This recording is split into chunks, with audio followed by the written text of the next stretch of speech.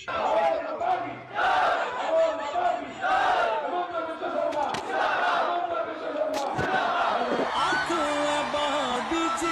সৰকাৰ, আকো এবাৰ বিজেপি সৰকাৰ, আকো এবাৰ মোদি সৰকাৰ, আকো এবাৰ বিজেপি সৰকাৰ। এইবাৰ অশ্বিনী ৰায় চৰকাৰ আমি দলৰ পৰা প্ৰাৰ্থিত্ব দিছো।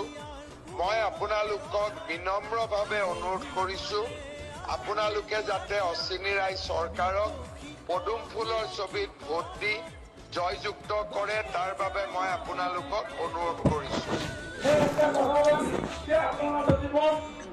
আশীর্বাদ করেন, ভোট যদি যদি পাবে দেন, ভুল হলো সমস্যা এই 5 বছর ধরে কাম হয় নাই।